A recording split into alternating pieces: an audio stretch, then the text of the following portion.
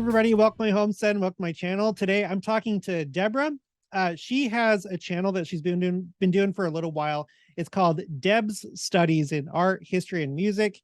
And I came across her when I did my video about the Joseph Smith, well, the alleged Joseph Smith daguerreotype. You know, if you missed that video, I tried to do like a little thing with Photoshop and to like see if I could match it up with the death mask and stuff like that.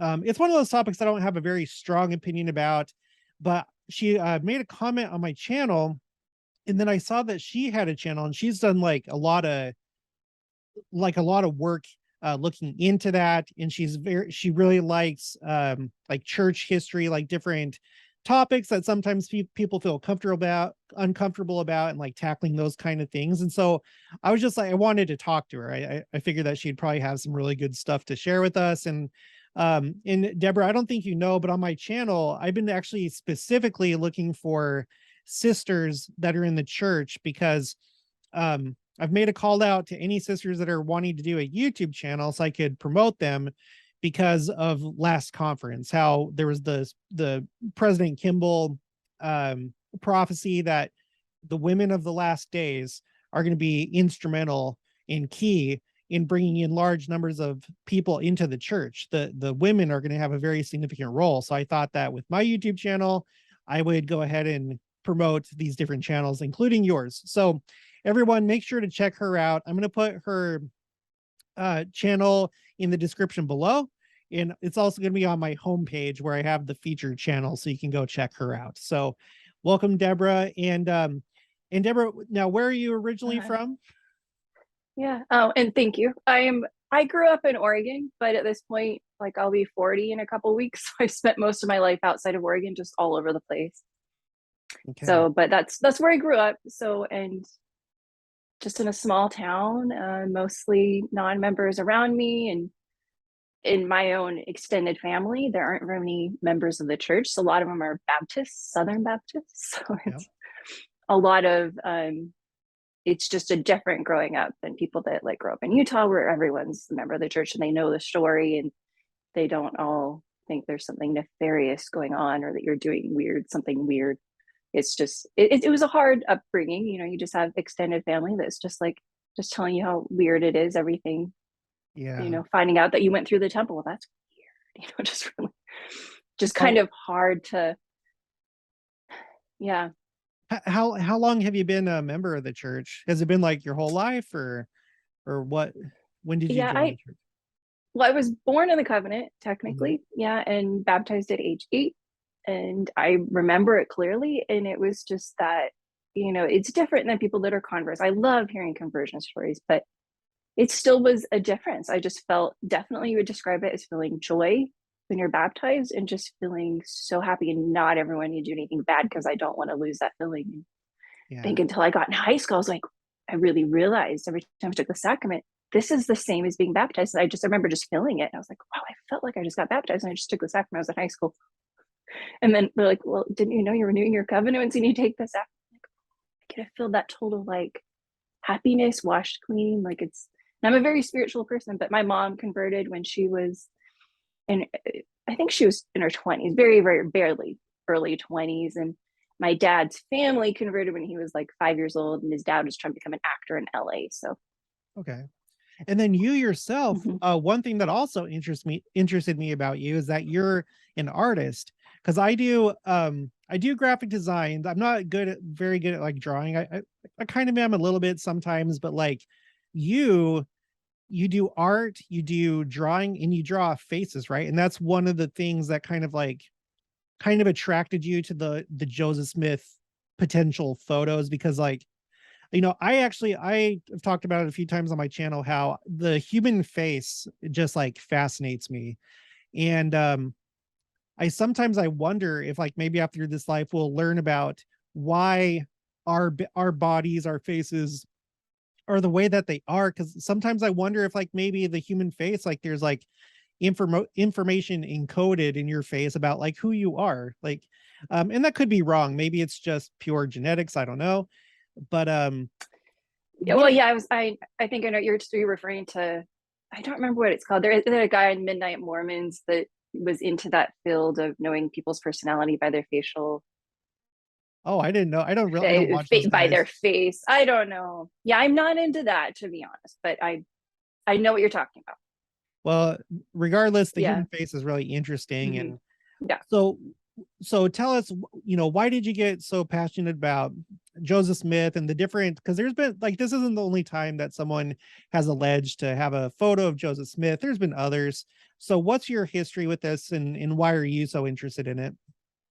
Yeah. I mean, somehow I was not on the chain email, so I never heard about the scandal daguerreotype when that was going around. I just missed all that. I'm like, what was I doing? I was dating and just trying to like deal with like all these stresses of just a girl being in her 20s. Like I didn't care, I just Yeah. never cared until it was I just had several health problems and a lot of surgeries. I've always had the most people in church, we grew up just really loving Joseph Smith. But I think around 2015, when Joseph Smith papers started coming out and the church is like, yeah, Joseph Smith did have a bunch of wives. um it just seemed like my friends that were members of the church and they were close friends were just dropping like flies. And they also just weren't being my friend anymore because I was, they're afraid I was going to brainwash them. Like, how am I going to brainwash them? But like just losing friends.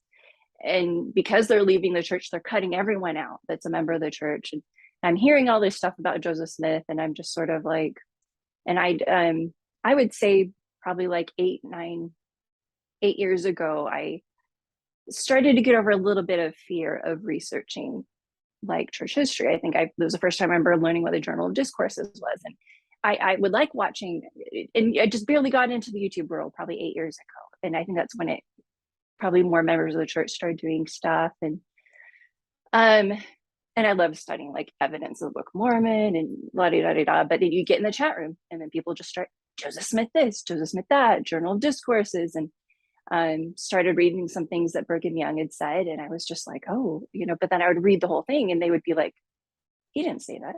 I'm like, yeah, it's like 2 paragraphs down from what you just sent to me. He totally says that the white man will be cursed for, you know, how they treated the black man, but he said something awful that isn't good 2 paragraphs before, but he did say that 2 paragraphs down. It's just like, I'm like, wait, I shouldn't be afraid of researching things. And so I started to gain a good testimony of Brigham Young and other controversial topics like the Book of Abraham, the Spirit one day after going to the temple. I think I did initiatories. It was just like, I felt like I should watch this anti-Mormon video. And it was just stupid. I was like, Joseph Smith didn't do that. He didn't do that. But I felt like I needed to fast forward to 30 minutes. And I was like, they just told me he was a prophet. And I won't go into specifics of that because I can't. But like, slowly, my fear of studying church history and was going away. But my fear of studying polygamy, things like that, and so when these friends started leaving, and I remember talking to this one girl, that went to BYU Idaho, and we're like, oh, we were there at the same time. And she's like, I've left the church, and and just so much anger towards Joseph Smith and just saying how it was good, everything that happened to him. She starts telling me that I realize now was about Lucy Walker and some of those things. And just, okay. And then fast forward, I like have a third major surgery and I'm at home and my life is like not good. And just for no rhyme or reason, just out of the blue, I had the strongest desire to know what Joseph Smith looked like. And because I'm looking at pictures of Brigham Young, and I'm like, I get him. I don't think he was a bad guy. I think people just need to read. If you read 2 paragraphs down, you'd be like shocked of, like just people, how the priesthood works. Men will sometimes have their opinion and then they have the spirit or they're giving a priest a blessing. They pause. Like you can sense that with Brigham Young. Like he's just sort of rattling up. He even says that.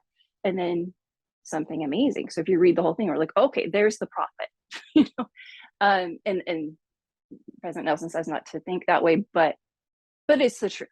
They have their opinions and then they have the revelation. And if you read the whole thing with Brigham Young, a lot of times he puts his foot in his mouth, takes it out, and then gets revelation. Yeah. Things like that. But I just suddenly really wanted to know what Joseph Smith looked like. Sorry that this is long-winded. Oh, it's okay. It was So just out of the just blue. out of And nowhere, you just then felt like just a prompting or just very, some kind of desire from it was somewhere. probably within a couple of minutes that I found the photo I've been researching for 5 years, and that was in 2016. And it probably took me 6 months to care about it because there was another photo that looked slightly similar, and I wouldn't have cared about the one I have if I hadn't found the other one. So it's kind of weird, but but then looking at the death mess in the school, just as an artist, I was like, I think I see some injuries and things like that. And so then fast forward to 2017, I just sat there one night after talking to a roommate, and I'm like, what do you think? Like, I don't own any of these. I don't know who owns them. I'm just kind of like, oh, good luck to well, I'll just say it was a spiritist photo. Just like, oh, good luck to them. They're going to go prove it. I don't know what the process is of proving a photograph or analyzing it. And then I started analyzing this older one. And I was like, he really matches the death mask more than the other one. Again, I don't have any money in it. I have nothing, my roommate could be a witness to that, and my entire family. And but then I found this blog connected to it where they were just you could tell there could be provenance with it, but they were too busy making fun of how eccentric the guy is, and he was. Bad grammar, things like that. And then I just kept feeling inspired, is how I would describe it to me. And you can take it with a grain of salt and you don't have to agree with me, but I felt like the spirit was telling me to go ahead and analyze it this way. And I had it was interesting. I had a spiritual experience buying an iPad Pro, like literally on credit, but I paid it off soon, but like it was a new thing to get an Apple Pencil and be able to draw. I didn't have Photoshop. I didn't know how to use Photoshop. So I bought this $4 app of Procreate. And I was like, as an artist, I love drawing faces, and I wasn't into digital. I've never taken a graphic designs class. I've studied a little bit of photography, but definitely not with old cameras or anything, Yeah. And just started tracing his features and analyzing it to deafness. So after 5 years, I would say I know his face really well. And then it just was reading this blog. I was like, they're so mean to this guy. Like, he's just going to throw it in the trash. I just kept thinking that he's going to destroy it.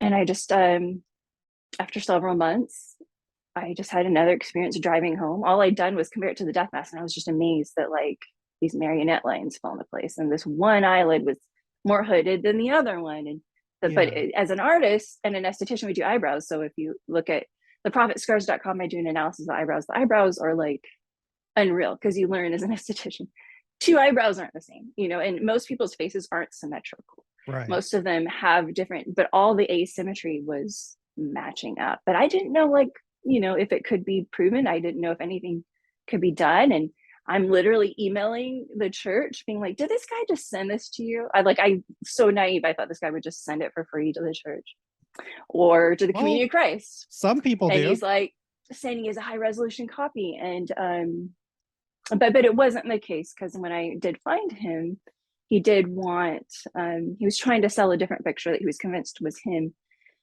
that he wanted $400,000 for. So he definitely wanted. Now I realize they're making fun of him. He wanted a lot of money for my photo back in 2000, and $400,000 for a totally different image. It was a Joseph with sideburns and glasses, but he was saying he's wearing the Urim and Thummim, and that's what he said about this picture I was interested in 2009, and that's why it was a huge butt of the joke, because they're just like, he's not a member of the church. He's fascinated with crystals, and he's a hippie, I'll just say that, and doesn't know much about church history. But there are all these people are intense on these blogs that are church historians, and a lot of them are on the juvenile instructor. They are like way up there writing papers and things like that. So they're just like, this guy's an idiot. Well, they literally say that. They call him a fool and all this stuff. But I just felt inspired to buy it. And I know you don't have to totally agree with it, but it's been, and then I got it and found it wasn't a daguerreotype. It's a corrective disease. Those weren't patented until 1850, for like 10 years after Joseph Smith. I'm like, oh, okay, well, I spent $300 for nothing. And then my mom's like, oh, no, you could, they could be copied. And literally the thought came in my head, look up Emma Smith's photo. And then I find this photo that's also a corrective disease of Emma, and it's the same paper, 1860 style, that they said was from 1845, copied from a daguerreotype. I'm like, oh, they could do that. And I start looking in the background. I'm like, it's so similar. And I'll kind of pull the reins there. I could keep going, but it, felt like I literally thought came in, look up Joseph Smith's vest, and then my jaw. And then I just emailed the church historian office, and I'm like, I'm sure they'll just, in my knowledge back then, I thought they could just get a computer program, kind of like people have been doing recently. with some alleged photos, thinking that that will prove things. And I would say 2 years later, I get my friend sends me a YouTube video, and I somehow get a reply back from someone that's a forensic anthropologist that was, I won't say who they are, but they were in a YouTube video and well known. And so I've been working with them for over 3 years. And they were like, we're going to write a paper about this whole subject. And so learning the whole process, it's a lot more complicated than people know. And there are a lot more variables. And it wouldn't, I'm not going to criticize other ones, but I mean, I've put my critique because I have had a lot of followers like on Instagram. They were like, I'm curious what you think about this other one. And I don't have a desire to really go too much into what I think about that today, but it's a complicated process, and just throwing it through a computer program, getting a percentage definitely does not mean a photo is them. And yeah. And yeah, and you're referring to, because that's what we they are did. definitely still doing the paper for Yeah. sure. I was, because these people they aren't members of the church, and they are not, I haven't paid them anything. Because people that are scientists, like they will write papers. I've worked with them for 3 years, and it's just like 10 papers a year. And they're professors, and it's just, it is a part of their income. But I'm not an academic. But basically, they could draw me like a rock, and they could have something matched. You know, it just. But I'm not saying what they thought. But there are people that basically, if you watch the TV show Bones, is a Temperance Brennan, because she's like an anthropologist, and there's an Angela. There are people that literally do both. So, and write papers on it and know everything and know what did they decide in 2011 that debunks photoanthropometry, which is basically the computer system. So basically, if you figured out the exact measurements of your own face and got like 5 different photos of you, because of camera distortion and light distortion and lenses, is, I think, or you're in photography, probably, you know, about different lenses and how it can change your face. The width will change. So there was a 2011 article that's one thing that they did explain to me, like that photoanthropometry is not used for elimination purposes. It's a much more complicated process. And I'll kind of stop it there, because it's just, I don't want to quote them. It's just sort of, it's their thing. That's their field. That's what they've studied. So if I talk about things, I just am careful to try to say what I've said before I talk to them. And so most of my website, it's a lot about the history. It's really got me into history. I'm really long-winded, I'm sorry, but with that same process, I definitely, I love the photo. And there are a lot of people that just love it, whether they understand how to identify someone in a photo. There was a non-member that looked at my photo and just said, when I look at this person's face, I feel like it's looking, not even a member of the church, not even religious, but he just feels like that's the face of, like, similar, the closest thing to looking at the face of Christ, because there's just so much love and kindness coming out of this person's face. So it's been really interesting, but it's definitely this person's eyes, you know, they are amazing. But it's a hard process, but just know, I mean, I know a lot, but there are true experts that are going to write about this, and that is what we need, because there's been so many alleged photos out there. And just because something similar to a percentage, a lot of people can be in, I mean, I guess I could say maybe up in the 90s, and just be your next door neighbor, just because you grew up with maybe the slightly similar heritage because like everyone, from like Europe. what she's talking about with that, in case you haven't like followed it too closely, this newer one that came out, it was found by a member that's part of the Community of Christ, and he did his research, and then they used the process that she was talking about, and they felt that it was a 95% match based on that. But that, with what she just said, that, I mean, you have to take that with a grain of salt. Just because it says 95%, it's not like it's conclusive. So, and it is impressive that someone that's like not a member of the church saw it and had those kind of feelings, because it's like a more like unbiased point of view. So there's value there in that. So for other people, Deborah, why do you think it's important, or why do you feel like it's important to like know that it's a real photo? Because you don't necessarily need to see a photo to know that he's the prophet or anything like that, but there is still kind of an importance to it, right? Like, why do you feel like it's important? I think we made it important. So ironically, oh, so I just looking at the time frame, here's my opinion. And Mhm. of course, there are people that are people get really emotionally attached to these photos, like the scannel daguerreotype. And I started researching mine in 2017, but it's mostly been on my own until 2019. But I would say it was like fall. You might remember this, that first came out was the Joseph Smith American Prophet, which was a remake, which I remember watching that in the 90s. Do you know? They just did like another, is maybe a PBS documentary, but it showcases the scannel daguerreotype like probably 5 times, a painting of it. So there's a painting. They recently actually took it out of the Deseret. It's not being sold, I don't think, in Deseret Book anymore. But in Deseret Book, a painting of the scannel kid was being sold, and it was Mhm. Prophet the Restoration. I think the only thing he changed was he made his chin longer, because if you watch my analysis, his chin is too small. So Yeah. but the artist is like, yeah, it's an artistic thing, made his chin a bit longer. I'm like, because it doesn't match the death mask, but that's okay.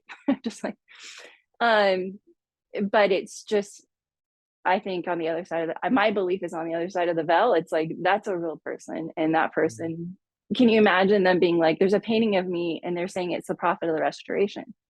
Like, these are real people, Yeah, I and would it's know not that I'd be it's not, frustrated. Yeah. I think there was a rumble, in my opinion, on the other side of the veil. And it's like, and then how many people do you think are praying to know where the photo is with the Joseph Smith papers? Like that, I believe that whole team was praying for it. If there's a photo, let's find it, let's find it, let's find it. And they start releasing all those books. And it just, even the people that are researching the scandal are probably praying, like, if this is not it, let's find another. That's my opinion, that a lot of Mhm. people are praying about it. But then also there was a painting that was of a specific human being from the 1800s saying it was Joseph Smith, being sold into as a book, and they recently took it down. I mean, he tried to say that he was using the other son's photos and merging it with Scandal Kid, but it was the Scandal Kid. And I think that crossed the line. Does that make sense? On the Yeah. other side of the, just sort of Yeah. like, okay. I mean, there are a lot of, it's fine that there's so much artwork and so many different opinions of what Joseph Smith looked like. But I think my desire was like, I read people though. You do see a lot in faces. I think you can read a lot of someone's personality, but it's more their facial expression. I don't think it's because their lip, like, I talked to a woman that was like, because your lower lip is bigger, that means you're going to get people more ice cream. I'm like, that comes from a racist ideology from the 1800s. Okay, Yeah. we But don't do I that. I will don't say, believe in that. I But you feel can like I feel like there's read a lot from a people. face. Yeah, I think that's mostly what I'm talking about. Like, partially, I think that when you see people, it kind of like their face kind of tells a story. Because like sometimes you see people and it's like their countenance is just like dark, and you don't know any details, you haven't talked to that person, but you get the feeling that maybe there's a story there. Or maybe once you do start to get to know them, you kind of like see it, and then you see like a matching story to a face. So that's one reason I would why. say, when I found a picture of Chauncey Higby, who is everything that people say Joseph Smith is, that hate the church. Oh my goodness, that guy, he just looks evil. He looks so disgusting, especially knowing all the stories of people he's abused. Um, and he wanted to kill Joseph Smith. But if you compare his face, I did that one video to my photo that I believe is Joseph Smith. I think is a huge difference in the eyes, and just the other guy's just, it's just those minor, it's micro facial expressions. I definitely, some people can't read those. I know I can't. Like, I can tell when people are lying. I played this game once where people decided, like, I don't even remember what random thing was, but I got it every time. They're like, how did you do that? You could see through a piece of paper, you could tell who said it.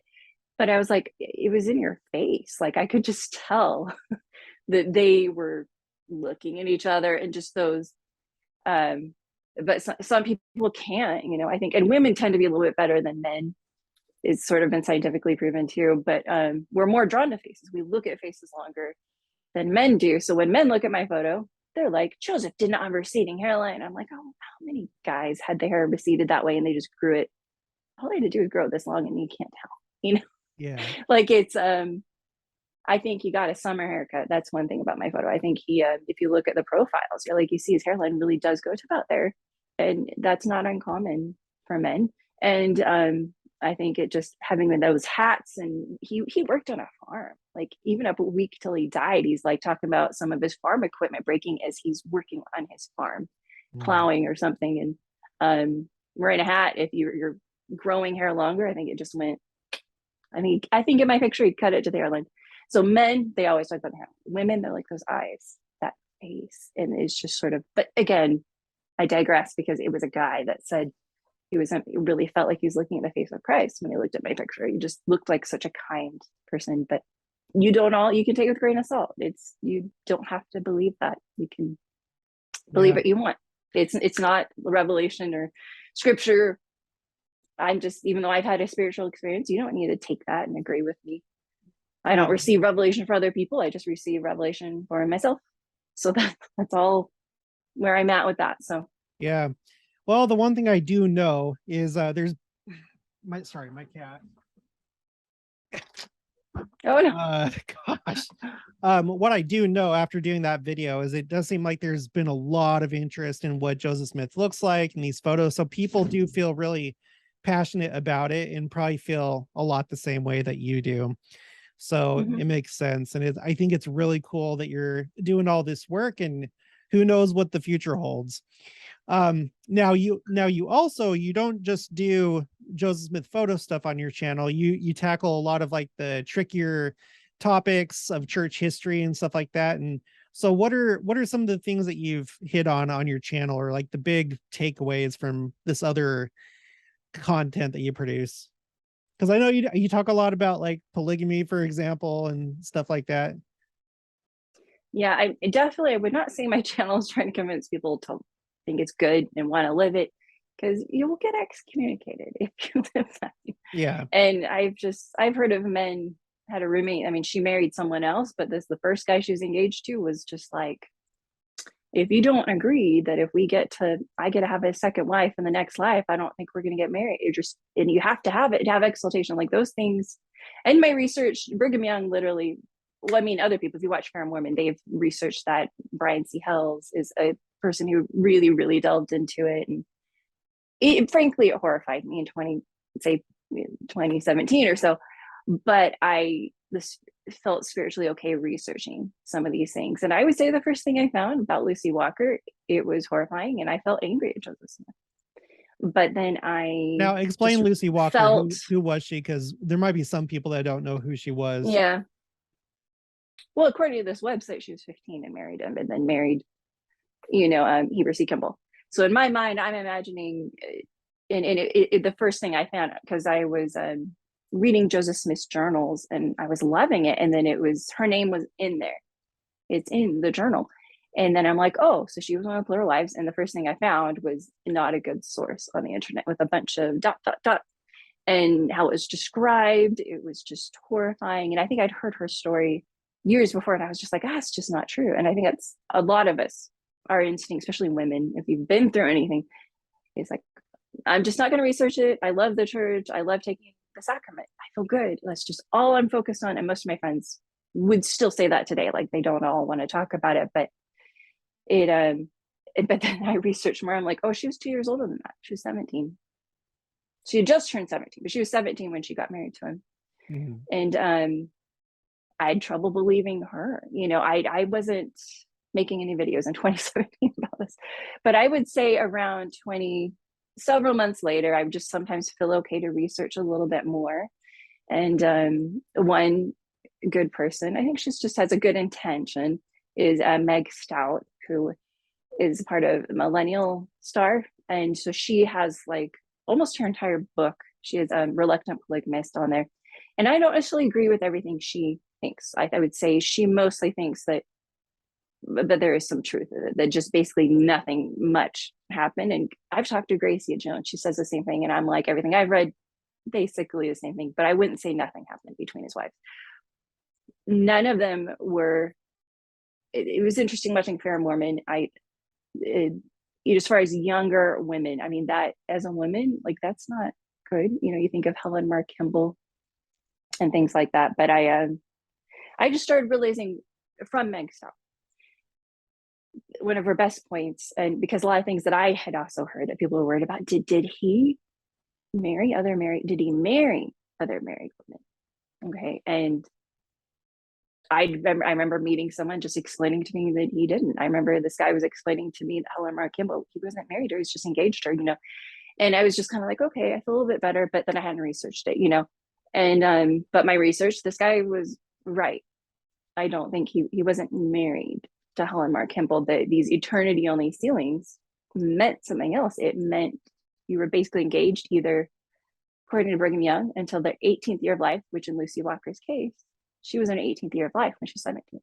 If people in Europe, if they're 70s, I'm in my 18th year of life. So actually, the time ceilings were not supposed to happen until they were older. And if you look at Brigham Young's own, I've looked at Family Search and I'm like, well, I had trouble finding their sources. So it's hard to say for sure. When did Brigham Young say Joseph said they had to be 18 to get the time ceiling? You have a time ceiling, you're married.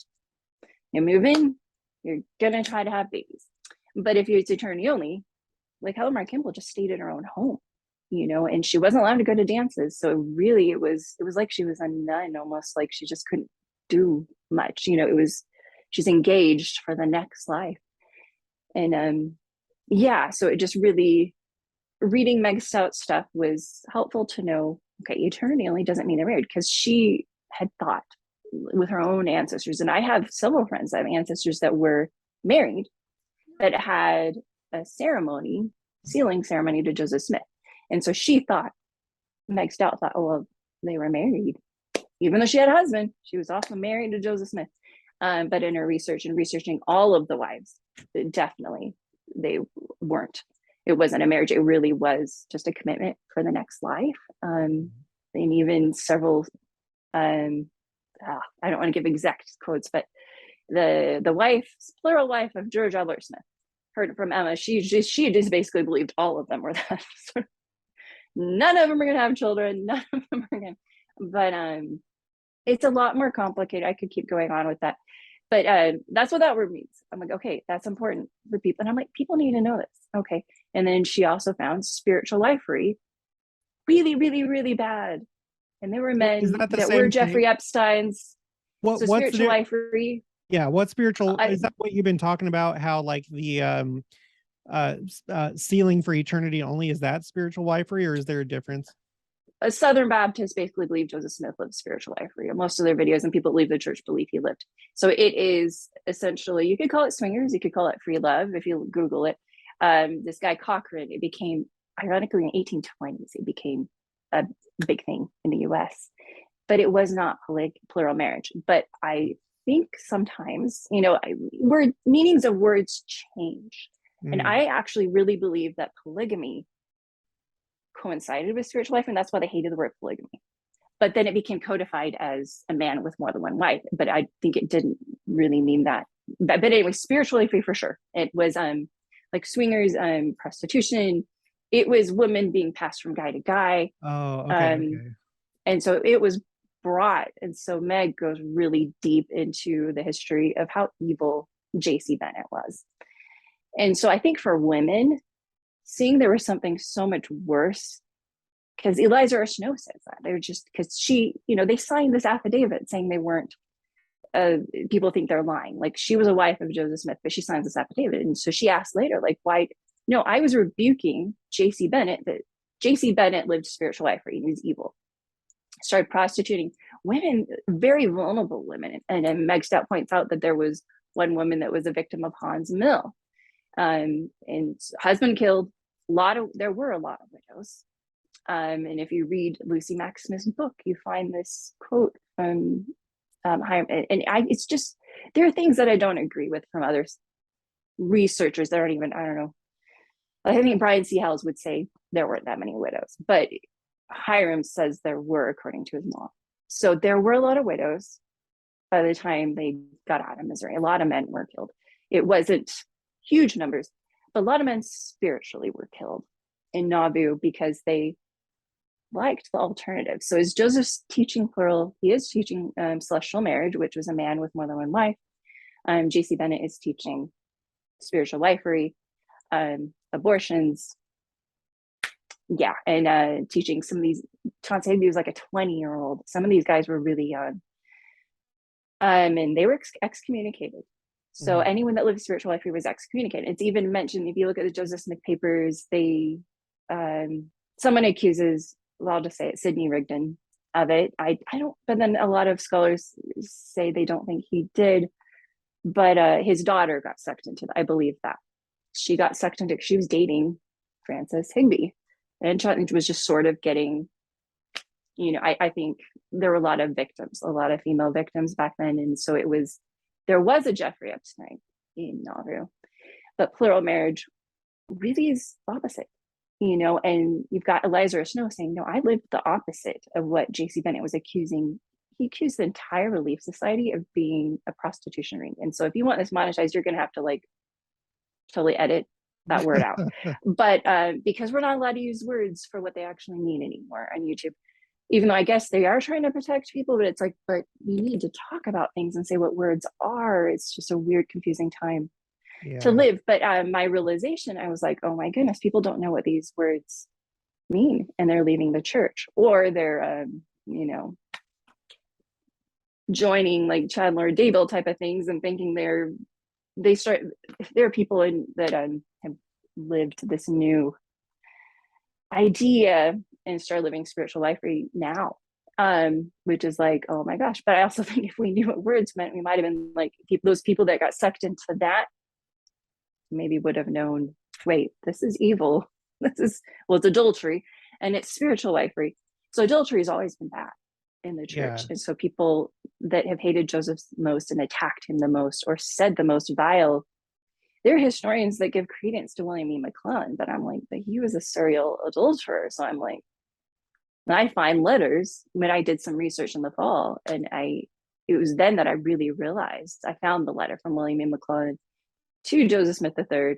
And I had heard scholars giving credence to these points. Like, he's really trying to make the Fanny Alger thing sound like for sure it was an affair, right? But then he's stealing blankets from Emma, and he's saying he wants to beat up Joseph Smith while he's in Liberty Jail. But her response was like, oh yeah, he's real talented there, huh? Just really, it's just very clear that she's telling her son like he's a liar.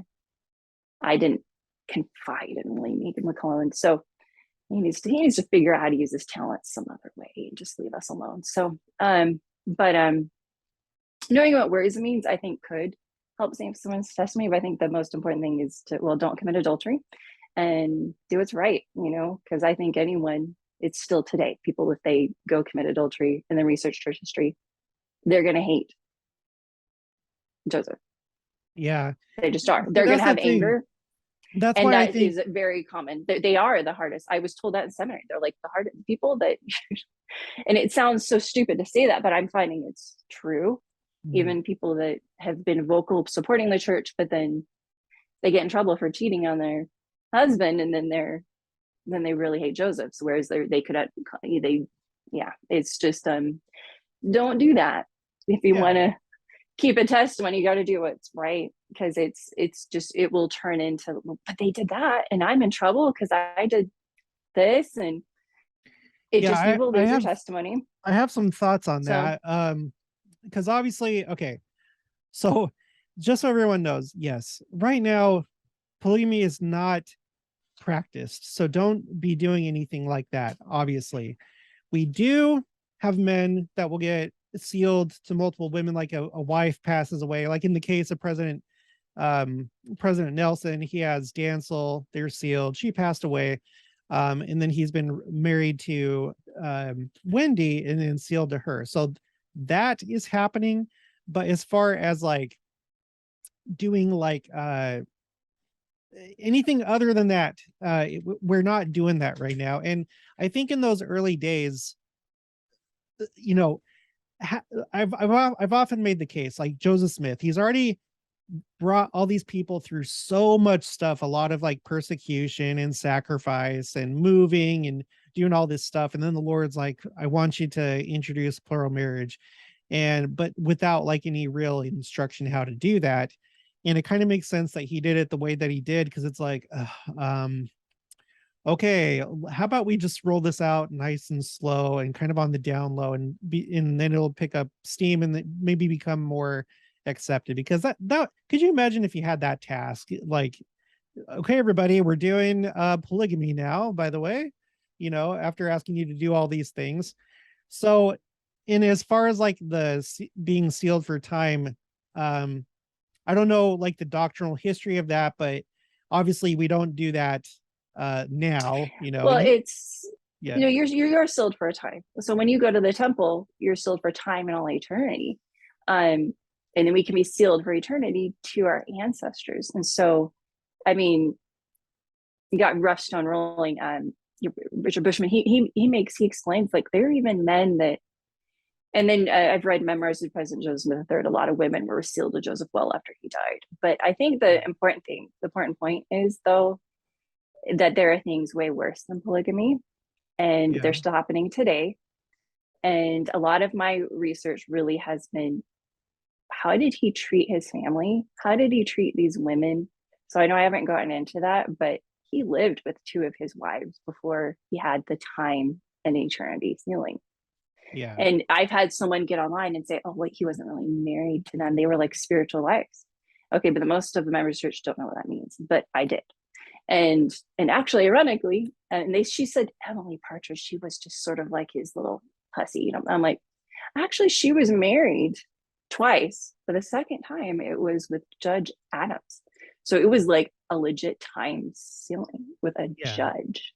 And Emma was there. And I bet Emma wanted that because Emily lived there since 1841 and got married in 1843. And he'd mentioned it to her in 1842.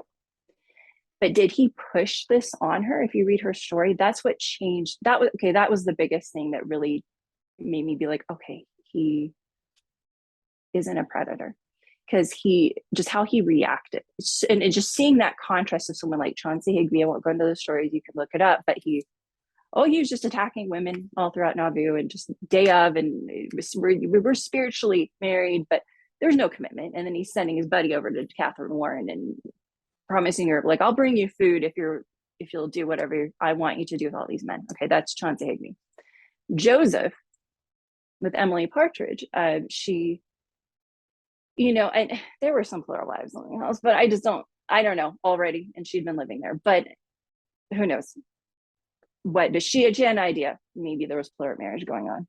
And he just wants to talk to her, and he's about to give her a piece of paper, and like he just didn't. She was scared, and she's like, he literally says, "Do you want me to stop talking?" And she's like, "Yeah." Whole year goes by. She asks him, "What did you want to ask?" He never like pushed it, And but then in 1891, in the Temple Lot case, it was really pushed. Like, did Joseph seduce you? Did he put his arm around you, or did you? And then they would just bluntly ask each of them, "Did you sleep with him before you were married?" And they're all like, "No." Okay, Lucy and Emily had lived there a long time before they were married, and their answer was no.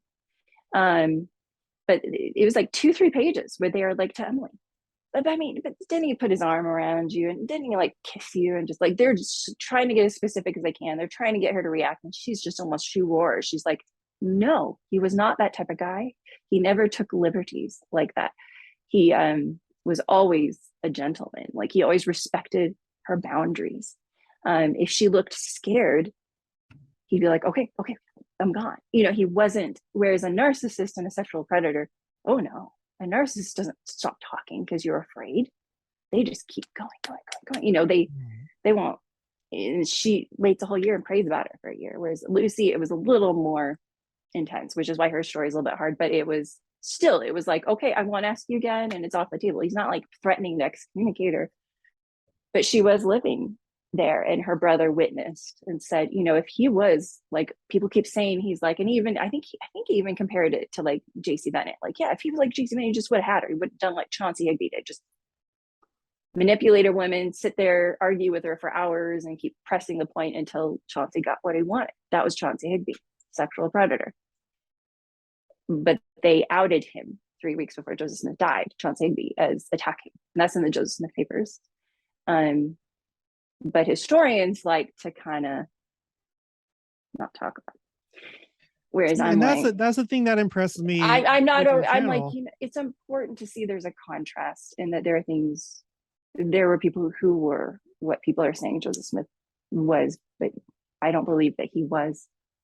I don't believe he married Helen Mar Kimball. You will find that if you look at the Joseph Smith papers, that they're like, well, she said eternity only, and that means you're not married. That's what it says on the church's website. Eternity only was like, you're engaged. Yeah. So when you get the time ceiling, you're married. And Yeah. then Yeah. she might have moved in, but a lot of women did move in. Helen didn't.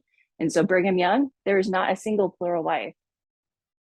Actually, in his case, younger than 20 that had a baby. They might have gotten pregnant at 19 or something, but like no plural wives to Brigham Young, bore him children before the age of 20. And I found one woman that was like 17, but that was with her first husband. And he Oh, died, and then she married Brigham Young. So there really weren't, they were maybe getting engaged to younger women, but I don't see evidence with especially these closest. And I'd heard Meg point out some of the other apostles, and I looked at that too. And I was like, okay, there might have been like a eternity only sealing ceremony when they were 15, but the children, they're like yeah. 20. So And everyone remember back in those days, they did not have the same culture or the way that we see things now when it comes to like teenagers and adults and 15, because back then there were people that did get married as early as 15 and stuff like that. So you have to, like, when you study these things, you have to look at it through the appropriate context, the context of the time. And secondly, I like your channel, Deborah, because you're digging down into these things, and like some of your friends that are like falling away from the church, there's a lot of people that don't do the due diligence and research for themselves. They just kind of like go off of like anti-Mormon websites that make it really easy, and like, oh, the church is bad, Joseph Smith was bad. But like, you have to you have to do it yourself. You have to research these things, ask the questions, do the research, find the answers. And a lot of people are lazy. They don't want to go through all that work, and so they just kind of they fall victim to their own laziness, because if they did do the research like you, many would probably come to the same conclusion. And so that's why I'm glad that you have this channel, because not everybody does have time, but your channel has value because you have done the research and you can share that with others. So, but yeah. And then yeah, if I talk about the Tupperware case, I'm like, here's the page number, this and that. So I mean, like, you can just go look at Joseph Smith's polygamy and see Brian C. Hales, but he has his own opinions. And I even found some words that were different than were, like, people aren't perfect when they're reading a typed thing from the Temple Lock case. They just made Emily sound like she has worse forever than she does at one point. But I was just like, it's refreshing that everything that's even on the church's website you can find. So I give the link to the church's website, giving that. There's the Saints Herald, which is like a Community of Christ newspaper. We now have that scanned on our website. So a lot more things, or you can get original sources. You can read the Nauvoo Neighbor. mm-hmm. I found that and linked that on my website. But in my videos, I link that. You can actually look at the paper and see them describing these really atrocious things that were happening, unfortunately, in Nauvoo. But yeah, I think when it came to plural marriage, they needed older women that were older. I think they would get engaged younger, but in the case of plural marriage, it was because that's hard to live. And so, at least in Brigham Young's case, I mean, no one was really moving in and having babies till they were Yeah. much older. So I think that he did say Joseph Smith taught him that, is what scholars have said. So I truly think that in this life, it would be hard to live, mostly because we're still in a fallen state, and so we have our natural man, and the natural man gets jealous, and it's all about competition and survival of the fittest. But sometimes I wonder, like, our final family is like when you get rid of the tares and all you have left over is genuine good people, things would probably go a lot more smoothly. But like if you're in a family where one wife is like a narcissist, and she's always competing with the other wives or trying to be like the alpha female, then it's going to be a world of hurt. And so now I know that like Muslim nations, a lot of them, they do practice plural marriage, but it's limited to like three, I think 3 or 4 wives. So somehow, they make it work, but and we don't know that it's going to necessarily come back. I wouldn't be surprised if in the millennium it did, because there's probably going to be a need to like repopulate the world. But we don't know that. And for the time being, we follow the church. And right now we do not practice this. Only in the case of like if your spouse passes away and if you get remarried.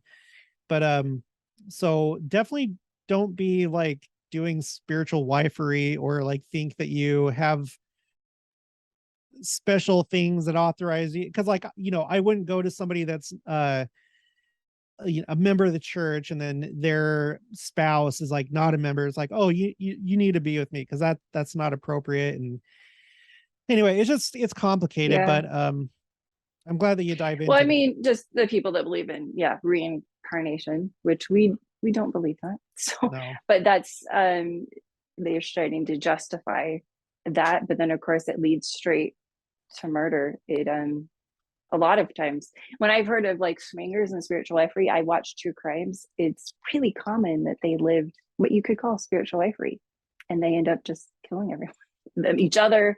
It's just, especially a man. I think if the man gets to the point where he doesn't care, that's why I don't think it goes the other way. Because men, they get to that point, if they don't care that you're with someone else, like they don't care about you at all, and they don't care if you live. And I think that it gets to such a dark, evil place. And for the women, but again, just knowing there's the difference between both of those, you realize Baptist videos, they're like made by the Baptist church. It's like Joseph lives spiritual life, and we're just like, what is this? But I think Meg Stout and just her research is really good, that he didn't live that. We should not live that. It's always been, adultery's always been bad, and but you're also not going to receive a testimony that you should like it or live that if you're going to get excommunicated, today. So Mhm. it's, no man should be trying to convince a girl he's just engaged to that she has to be okay with that being a possibility later on, when Right. you're not there. You're not at that point. You're going to get excommunicated in this life. You have to be careful. It's a fine line between trying to be like, okay, can I see that it could have been lived in a non-abusive way? I could say that. I think reading the memoirs of President Joseph Smith III and just reading the accounts from the wives, because basically there are only 3 women that really said something physically happened, that they really were married and in marriage relations. There were only 3 women, and I don't think people should be afraid to read that. I would be afraid of Yeah. reading ellipses, but you go straight to the source and read the whole thing. It's a different story. And that's how it was with Lucy. When you read the whole thing, you find she's having spiritual experiences and talking about the kindness in his face and just saying he was respectful, and basically her story was he did not want there to be unmarried girls that looked like they were just unmarried and pregnant, and so that's why they didn't get pregnant. Yeah. And yeah, so and that's in the memoirs. So I just was fine. Basically a good source is reading someone who hated polygamy and finding he's interviewing Utahns and they're telling him, he's like, eternity sealing. So if you're sealed for eternity, does that mean you're married? They're like, no, kid, you get married and then you get sealed, which is how it is today, generally. Or you get you could even just a year later, or now they've changed that now. I guess some people can, especially right before COVID, they changed it, which was good, that people didn't have to wait a year after maybe going to a courthouse and then getting sealed in the temple. But they're different ceremonies. A time sealing is it's a marriage ceremony. Whereas eternity only is you're sealed for eternity. That's the next life. We're talking about the next life here. And so that is being explained in the memoirs, President Joseph Smith Yeah. III. So when I talk about that, I give the page number of that.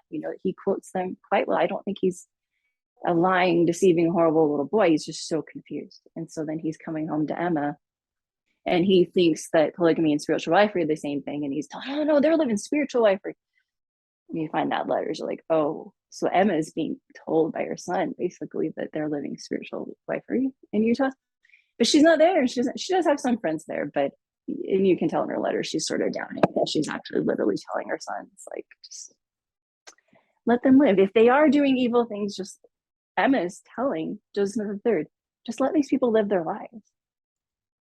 That's Emma. Anyway. Well, we just have a couple minutes left, just really quick before we wrap up. Where do you want to go with your channel? What other do you have any plans for the future or other topics that you're gonna cover? I know you've like done stuff like the Meadow Mountain Massacre, and I'm sure you've done some other things as well. Like what's the future of your channel look like? I just go with the flow. So, I mean, doing the research is important. I think it's just basically just showing my authenticity and showing, you'll find I hardly knew anything in 2017. And just anytime I learned something new or I changed my website, I just let people know. So there's a lot of really boring videos on there. I'm not an entertaining channel, but I am into music. I'm into art, and I do research. There's a lot of other things that I think I just feel like people need to know something. And there are other things that I feel like people need to know, like the Chad and Lori Daybell thing. Joseph Smith, literally, I'm going to talk about that soon. He met someone who believed, just like Chad Daybell, of these transmigration of the spirit, and and his opinion was, I mean, it definitely was not. He literally said it was of the devil. But I'm going to go into the details of that instance where he, in just what happened. It's just unreal how similar it was to like Chad Daybell and his beliefs and being a murderer. So Crazy. yeah, but there are just certain things that throughout history that are, spiritual life has been happening throughout history. It's happening in the Middle East a lot. But anyway. Yeah, so it looks like, I'm interested to watch your channel and to see what you do in the future. I would not worry about being entertaining. I don't think that my channel is very entertaining per se. In fact, I get in trouble a lot of times with some of my subscribers because like I go into too much information, or because I'm really big into sources just like you are. That's proper research, is you find the most authoritative, authentic source that you possibly can. And that's what you should base your beliefs on or your theories. And so I always try and like find documents and make sure that everyone understands the context of what we're talking about. And some people just want it to be like fast, fast, fast. And it's like, come on, can you please just have an attention span longer than a gnat? Because when you're truly learning something and you're studying, it takes time. It's not, to my knowledge, when you go to college, and I've been to college, when you go to college, it takes a long time. It takes years. So in our culture is just so, I don't know. I worry about everyone's attention span, like for a lot of people, because they just want everything quick and easy and simple. And so when they come across difficult church topics like this, that's what they're looking for, just like a quick explanation. And it's not quick, and it's not necessarily easy. You have to like roll your sleeves up and get dirty. But I do have an Instagram page. I'm getting brain fog right now, but it's Firm in the Faith, actually. So if you do want to see like a short, quick, I do try to do facts about, and I give sources. Great. Because the younger generation is that way, and they've got saints unscripted. Well, this guy will talk really fast and he'll do something in 5 minutes, sources, but then sometimes they'll do something longer. But they and unfortunately, younger generation, they have been groomed to have a very short attention span. So I'm going to be 40 soon. I grew up in a different generation, and yeah, going to college. And I think college is a different experience now than it used to be, but we needed a lot of sources, and I had to physically go grab the book, and it was mostly physically from books. Then, so I went to Salt Lake City and just reading. I was more researching the photo, but really learned a lot of history about Emma and her sons. And I have a lot of love for her and just things that she's been through. And I think there's a lot of misunderstandings with her. But if you want to see some things I said about Emma, even that, like, you go to my website, I'm more talking about the photo, but you could hear more. And I think it's good to do. I think it's so important to know her more and to read her. And I think, didn't President Nelson, I think he said something like that. We need to have more respect for her and just understanding what they all went through. And I can't judge. I watch Escaping Polygamy, and some of them will probably never join the church. but I just have to respect and understand what they've been through, that they may not ever be able to let go of their trauma and see a prophet as a good person. Yeah. It's a sad reality, but God judges them differently than me. And the Spirit has told me that a lot. Like, you can't judge that girl for like hating the church in general because of what she went through. Like, God loves her though. And we just need to be patient and be respectful to people that just can't reconcile that and are never going to see that it could have been lived unabusively. That's just basically my take. But yeah. Yeah. Yeah. That's why we can't judge. That's why we can't Yeah. judge. Only Heavenly Father knows Emma's full story, and we all love her as a church. I know that we do. So, just we'll see how things ultimately play out. But in the meantime, us here in Mortality, let's keep the commandments. Don't do polygamy right now. Don't be overzealous about it. Don't do If it does come back, it comes back and we adjust to it. If it doesn't, then it doesn't. Just Heavenly Father knows what he's doing.